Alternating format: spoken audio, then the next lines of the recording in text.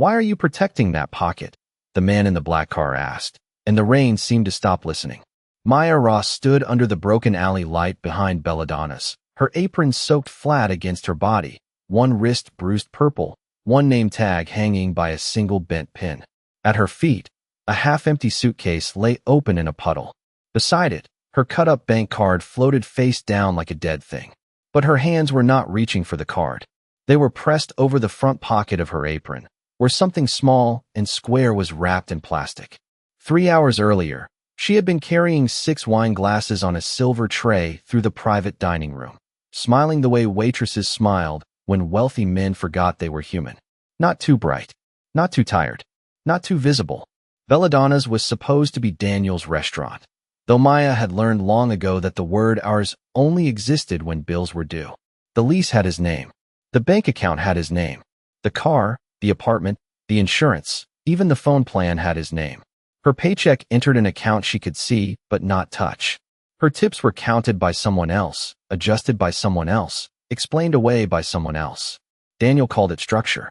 He called it protection. He called it marriage. That night, Table 12 had ordered Burlow older than Maya's little brother would have been if he had lived.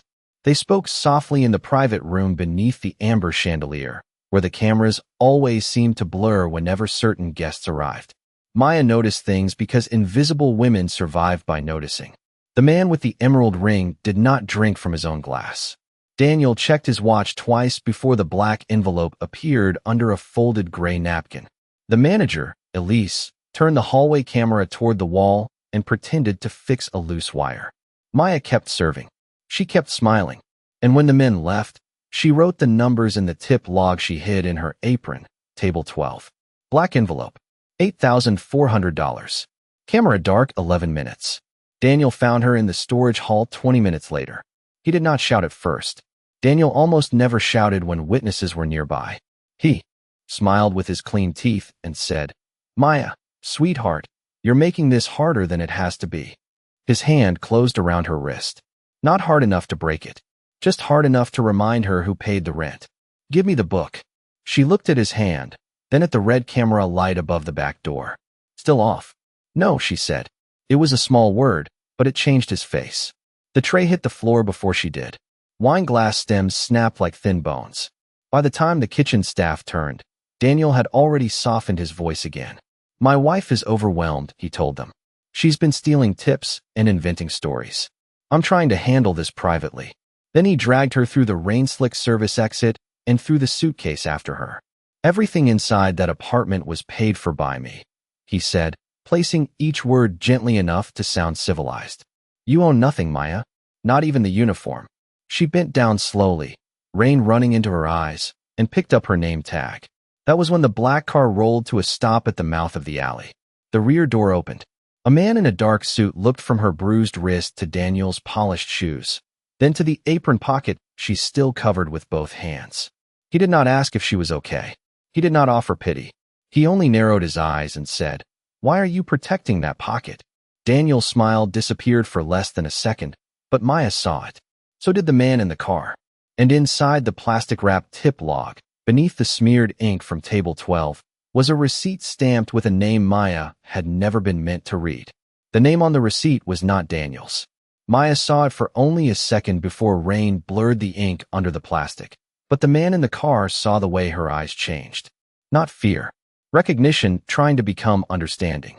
Daniel stepped forward with a soft laugh, the kind he used when he wanted strangers to believe he was embarrassed for her. "Sir, I apologize. My wife has been under a great deal of stress. She takes little things from the restaurant and turns them into conspiracies." The alley went quiet except for the dishwasher humming behind the kitchen wall, and the neon Belladonna's sign buzzing red across the wet pavement. The man in the car did not look at Daniel. He looked at the half-open suitcase. 2 sweaters. 1 cracked old phone. No coat. No wallet. No shoes except the soaked black flats on her feet. Then he looked at Maya's apron, torn at the waist where someone had grabbed it.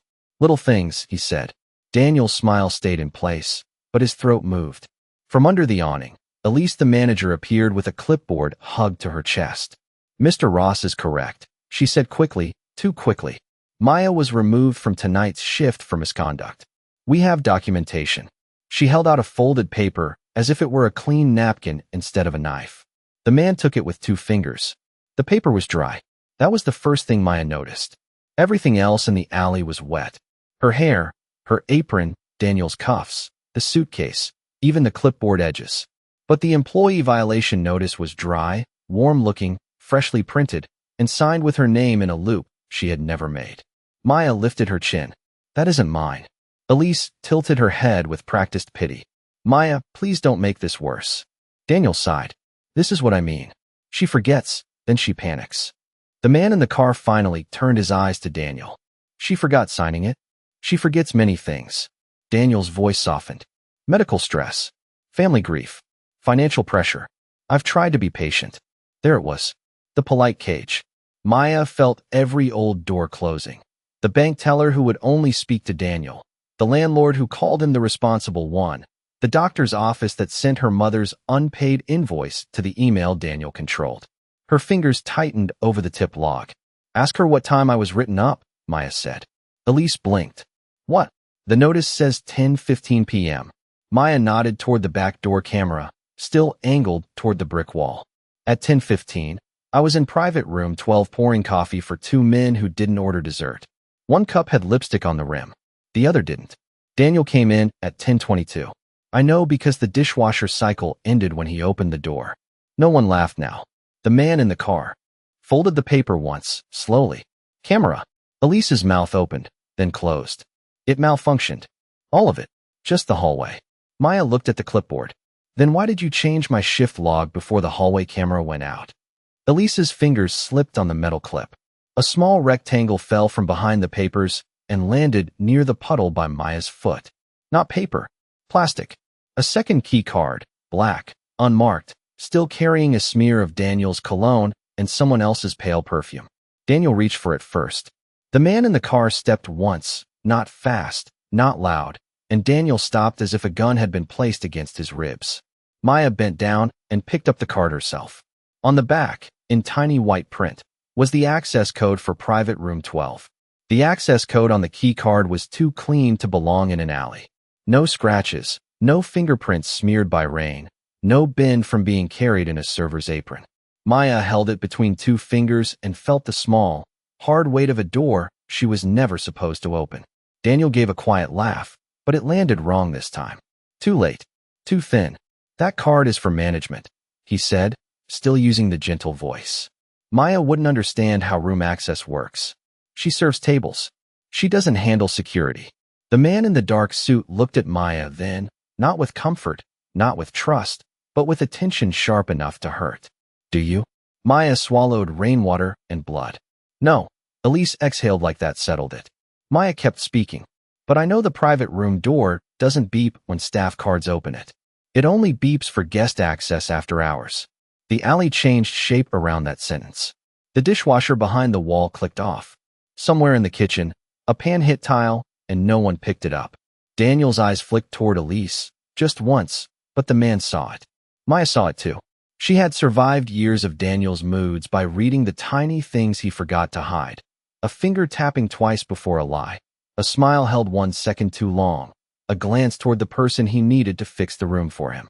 The man took the card from Maya, careful not to touch her bruised fingers. After hours, he repeated. Private room 12 closes at 10, Maya said. Tonight it opened at 10:14. Before my write-up. Before Daniel says I was removed from shift. Daniel stepped closer, lowering his voice as if kindness could put a hand over her mouth. Maya, sweetheart, you're wet, you're hurt, and you're confused. Let me take you home before you embarrass yourself in front of people who don't know us. She almost laughed. Home. The apartment where every cabinet had a lock after he decided she wasted groceries. The bedroom where her old phone charged under a loose floorboard because Daniel checked the new one every night. The kitchen table where her mother's hospital bills sat unopened because Daniel said grief made women irresponsible with money. Maya reached into the suitcase and pulled out that cracked old phone. The screen lit weakly, a spiderweb of glass over a bank alert from 10:18 p.m. Debit withdrawal declined. Second attempt. Different device. Belladonna's private terminal. She held it up. I was outside by 10:18, she said. He says I was being written up at 10:15. The terminal says someone used my employee login 3 minutes later. Elise's clipboard lowered an inch. Daniel's jaw tightened. You kept that phone? You didn't know about this one, Maya said. It was not loud. It did not need to be. The man in the suit glanced at the alert, then at the violation notice, then at the key card. 3 small things. 3 quiet contradictions. He did not smile. He did not soften. He only asked Daniel, who had her login. Daniel opened his mouth, but before he could answer, Maya looked down at the tip log pressed beneath her apron pocket and remembered the receipt from table 12. The ink had smeared, but the timestamp had not. 10:14 p.m. private access. 2 coffees. 1 black envelope. And under the payment line, printed in block letters, was the same 4-digit code as the key card. The 4-digit code sat on the receipt like a door left open by someone too confident to check the hallway behind him. Daniel saw it a heartbeat after Maya did. His face did not change much, but his hand moved toward his pocket, and the man in the dark suit noticed that too. No, the man said. 1 word, low enough that it barely reached the kitchen door. Daniel's hand stopped. Elise tried to laugh. This is getting theatrical. Mr. Belladonna has guests inside. We can discuss employee confusion in the morning. Private room 12, the man said. Now, nobody argued after that. They moved through the back entrance in a silence that made the kitchen shrink. Steam rose from the dish pit. A line cook looked down at his cutting board as Maya passed, as if her wet shoes and torn apron were contagious. The private dining room waited beyond a velvet curtain, warm and gold and cruelly perfect. Crystal glasses stood in clean rows. White roses filled a silver bowl. The carpet was thick enough to swallow footsteps. Maya felt the room do what rooms like that had always done to her. It made her aware of her body, her uniform, the rainwater dripping from her hem onto a rug that probably cost more than her mother's funeral. A gray-haired man in a navy suit was already inside, seated at the head of the table with a leather folder. Victor Hale. Maya had seen him 3 times before, always in the private room, always leaving without appearing on the reservation sheet. Dante, Victor said to the man in the dark suit, his voice calm with old familiarity. This is an unfortunate hour for a domestic misunderstanding. So his name was Dante. Maya kept her eyes on the table. Daniel stepped beside Victor, comforted by the furniture of power, leather, crystal, lawyers, men who knew each other's first names. My wife is not well, Daniel said gently. I hate saying that in front of her, but compassion requires honesty. Victor looked at Maya then, not cruelly. That was worse. He looked at her like she was a spill someone else should wipe up. Mrs. Ross, he said, no one wants to embarrass you further. Sign a short clarification, return the restaurant property, and Mr. Belladonna will forget tonight happened. Elise placed a paper in front of Maya. The pen was expensive, black lacquer with a gold tip. The statement said she had taken unauthorized notes, mishandled tips, and created false allegations under emotional distress. Maya read every line while water dripped from her sleeve onto the polished table. Daniel leaned close enough that only she should have heard him. Be smart, sweetheart. You don't have rent money without me. The old wound opened quietly. Not with blood, with memory. Grocery aisles where she counted quarters. A pharmacy counter where Daniel's card declined her mother's medication because he had forgotten to transfer funds. Birthday candles she never bought because he said adults didn't need childish things. Maya picked up the pen. Daniel relaxed. Elise exhaled. Victor closed his folder halfway. Maya used the pen to slide the receipt across the table to Dante instead. I won't sign a lie. Silence moved through the room like a blade being drawn. Dante did not touch the receipt at first. He looked at the timestamp, the 4-digit code, then at Victor's left hand resting beside the leather folder. No emerald ring tonight. But on his finger was a pale circle where one had been removed too quickly. Memory is not evidence, Dante said. His voice gave nothing away. Maya nodded once. Then ask why Mr. Hale took off his ring before I came in.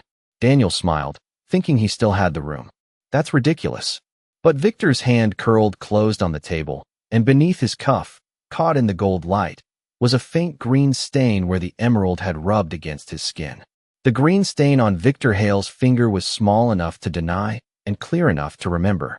Dante looked at it for 1 second too long, and that 1 second changed the temperature in the room. Victor noticed. Of course he noticed. Men like Victor survived by measuring silence before it became accusation.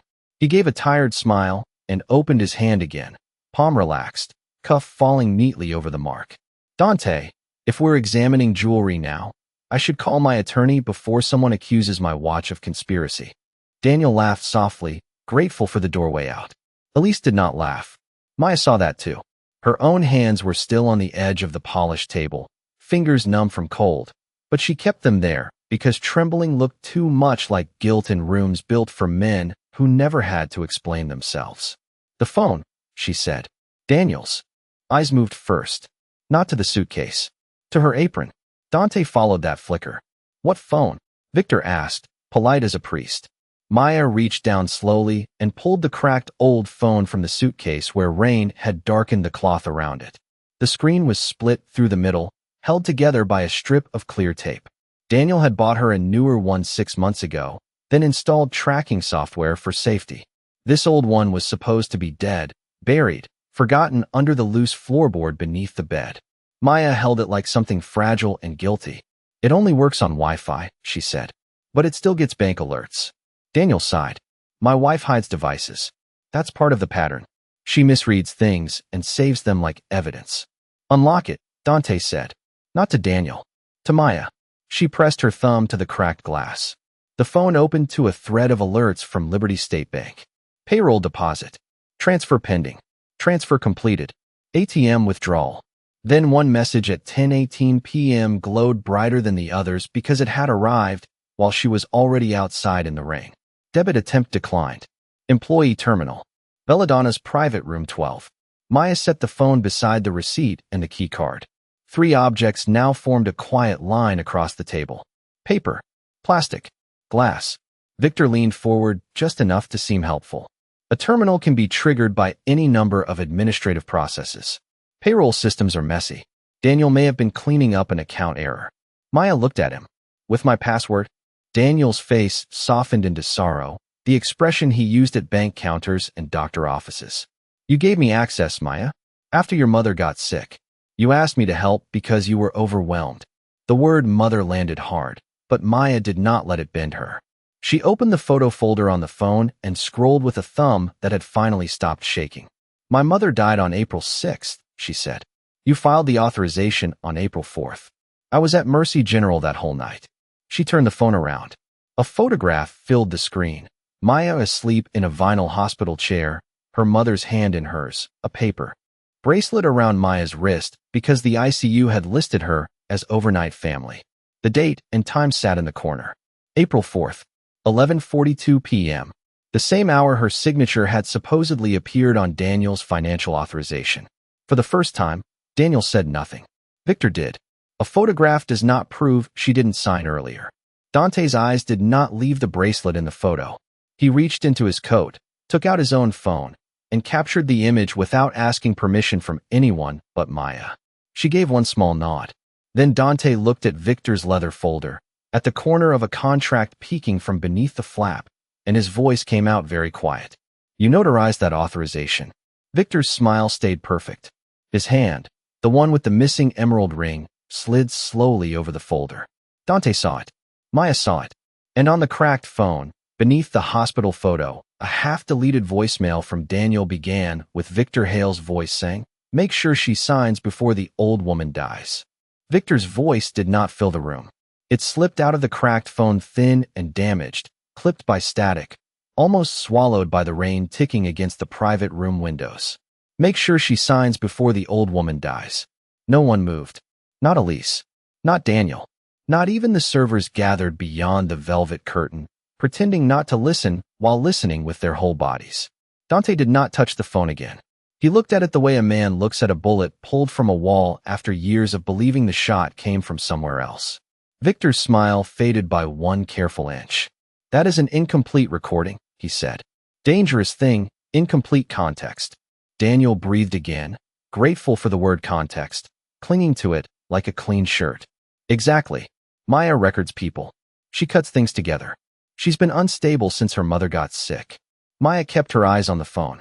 Her mother's hospital bracelet glowed in the photo gallery below the voicemail.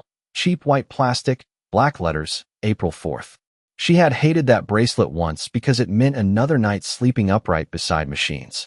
Now it was the only thing in the room that had never lied about where she was.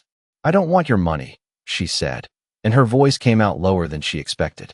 "I want my name off the lies." The sentence made Daniel look annoyed before he remembered to look wounded. Dante saw that too. He lifted one hand. From the wall behind him, one of his men stepped in without a sound. "Lena," Dante said. A woman in a charcoal coat appeared at the doorway with a tablet already open. Not a bodyguard. Not exactly. She had the calm face of someone who made powerful people nervous for a living. "Pull Belladonna's payroll. Last 18 months. All staff adjustments. All authorizations attached to Maya Ross." Victor gave a soft laugh. "Dante, this is unnecessary. Then it will be fast." The rain tapped harder against the glass. Somewhere behind the kitchen wall, the dishwasher started its cycle again, plates knocking softly in the dark. It should have been an ordinary sound, but in that room it felt like a clock beginning to count down. Lena's fingers moved across the tablet. "There are 17 employees with recurring house adjustments," she said after less than a minute. "Same format. Same notary block. Same internal approval." Daniel shifted his weight. Elise stared at the carpet. Victor did not move at all, which was how Dante knew to look at him. "Approval by whom?" Dante asked. Lena hesitated only because she knew the answer mattered. "Victor Hale." The silence after that was not empty. It had weight. It pressed against the chandelier, the white roses, the clean silverware waiting for rich men who would never ask where their service fees went. Maya felt her wet apron cooling against her skin and thought of Marisol from Dish, who took 2 buses home and cried once over a missing $63 tip. She thought of Kenji, who worked doubles because his father's insulin kept getting more expensive. She thought of herself at Mercy General, signing nothing while someone else built a cage out of her name. "It wasn't just me," she whispered. Not to make herself smaller. To make the room bigger. Dante looked at the payroll records, then at the receipt, the key card, the old phone, the hospital photo. The pieces did not make a line. Anymore. They made a map. Belladonna's was not Daniel's little kingdom. It was a quiet machine, and Victor had been standing beside it for years, feeding it people nobody expected to be believed. Dante's jaw tightened once. "That was all. Copy everything," he said. Victor finally leaned back. "You are making a mistake." Dante looked at the man who had advised him for 10 years, the man whose counsel he had trusted more than blood, and his voice dropped so low Maya almost missed it. "No," he said. "I already made one." "I already made one," Dante said, and Victor's eyes changed before his mouth could teach them not to. For one thin second, the man who had advised kings and buried scandals looked toward the service exit instead of the evidence on the table. Maya saw it. She did not know men like Victor, not really, but she knew the look of someone checking whether a door was still open. Dante saw her see it. He did not smile. He only turned to Lena and said, "Leave the room as it is." Victor adjusted his cuff. "Dramatics won't make bad records clean." "No," Dante said. "People do." The trap began so quietly that Daniel almost missed it. Lena stepped out with the tablet. Dante's men did not block the doors. They simply stood where shadows naturally gathered. The chandelier hummed above the white roses. One untouched glass of red wine sat near Victor's chair, the rim clean, the bowl reflecting the receipt, the key card, the cracked phone, and Maya's name written in false ink. Dante placed the employee violation notice in the center of the table. "Daniel," he said, "explain this again." Daniel welcomed the chance to speak. Men like Daniel believed repetition could polish a lie until it looked like truth. Maya was written up at 10:15 for mishandling tips and creating disturbances. Elise prepared the notice. I signed as owner. Victor was not involved. Maya kept still. Her shoes had stopped dripping, but the carpet beneath her had darkened into 2 small marks, proof she had been standing there the whole time, proof the room had been trying to absorb her and failing. Dante glanced at her once. "Mrs. Ross." She lifted her eyes. "Elise doesn't use 10:15. Daniel frowned. Elise's hand tightened around the clipboard. Victor looked at Maya as if she had spoken out of turn in church. Dante waited. Maya pointed to the shift log folded under Elise's arm. "She rounds down. Always. If someone clocks in at 10:14, she writes 10 o'clock. If someone leaves at 10:46, she writes 10:30. She says payroll hates messy numbers." Elise swallowed. That's common in restaurants. Maybe, Maya said. But that notice says 10:15. Daniel wrote it. The room went still enough to hear a phone vibrate. Once. Twice. Victor's phone, face down beside the wine glass. He did not touch it.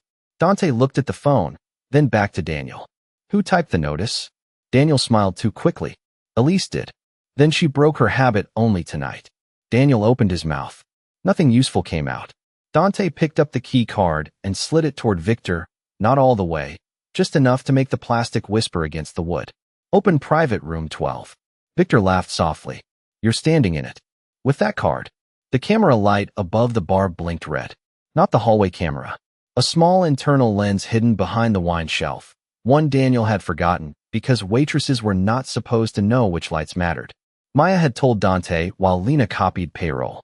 The green blink meant audio was on. Victor did not look at the camera, but his fingers stopped moving. I don't carry restaurant access cards, he said. Then it won't open. Dante's voice stayed even. Try. Victor stood, graceful, insulted, controlled. He took the card like a man accepting a ridiculous favor. At the door panel, the card beeped green before it touched the reader fully. Too fast. Pre-authorized. Daniel went pale. Elise closed her eyes. Maya looked at the green light and felt something inside her, something beaten down for years, stand up without asking permission. Victor turned back slowly. For the first time that night, he did not look at Dante. He looked at Maya.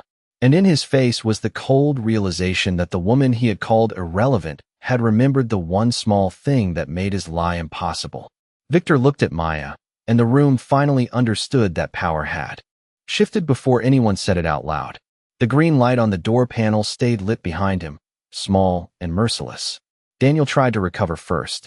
It's an administrative card, he said, his voice pleasant in the way a cracked glass still tries to hold water. Victor consults on the restaurant. There's nothing unusual about access. Maya reached for the receipt before Daniel could. Not fast. Not dramatic. Just certain. She placed it beside the key card, then set her cracked phone on top of both like a paperweight made of everything they had failed to erase. Then play 10:14, she said. Dante's eyes moved to her. Which camera? Not the hallway, Maya said. The valet camera across the alley. It catches the service door reflection in the wine shop window. For the first time all night, Dante did not answer immediately. He turned his head toward Lena. She was already moving, already pulling the external feed from the security company Daniel never bothered bribing, because poor people used that alley and powerful men used the front entrance. The file loaded on the wall screen above the bar. Everyone watched the blue circle spin. No one breathed normally. The clip opened with rain, the alley light flickering, the service door bending in the wine shop window like a memory trying not to be seen. At 10:14, the private room door opened. Victor stepped out first, emerald ring on his left hand, black envelope under his coat. Daniel followed, speaking into his phone. Elise stood behind them holding the employee notice before Maya had ever been accused. Then the audio clicked in, faint but clear from the hidden wine shelf camera Dante had left recording after Victor opened the door. Victor's voice came through the room, no longer damaged by voicemail static, no longer incomplete. Use the wife. She already looks desperate. Men forgive messy books when they can blame a waitress. The sound did not explode. It landed. Heavy. Final. Maya felt the words enter every person who had watched her get smaller for years and forced them to look at the shape of what they had helped carry. Daniel's mouth opened. Elise covered hers. Victor did neither. He simply stood very still, a man, listening to his own grave being dug in his own voice. The footage continued. Daniel grabbed Maya's apron in the hallway. The blood on the pocket appeared before the tray fell, proving she had been hurt before the disturbance. Elise changed the shift log. Victor took off the emerald ring and slipped it into his coat pocket. Then came the moment outside, Daniel throwing the suitcase into the rain, saying she owned nothing. Dante watched it all. His face did not twist. He did not slam his fist. But something in him went pale beneath the skin, something older than anger. He was seeing his restaurant, his accounts, his trusted advisor, his silence. He was seeing how easily a woman could be erased when everyone in the room benefited from her being small. Maya did not look at him for pity. She looked at the staff gathered at the curtain. Marisol, she said, voice steady. Your missing $63 was March 8th. Kenji, your double shift tips were changed 3 times in April. Tasha, your mother's hospital fundraiser money went through table 12. One by one, faces changed. Not shocked anymore. Recognizing. Dante removed the receipt from beneath the phone and laid it flat in front of Victor. Then he took the employee notice, tore it once down the middle, and looked at Lena. His voice was almost gentle when he spoke. Call my attorney. Call my attorney, Dante said, and no one in Belladonna's moved as if the sentence had weight enough to pin them in place. It did not end that night with screaming. It ended with copies. Payroll records printed in duplicate. Security footage saved to 3 drives. The old phone sealed in an evidence bag by Dante's private counsel. The torn employee notice placed beside the receipt, the key card, the hospital photo, and Maya's blood-marked apron as if the table itself had become a courtroom.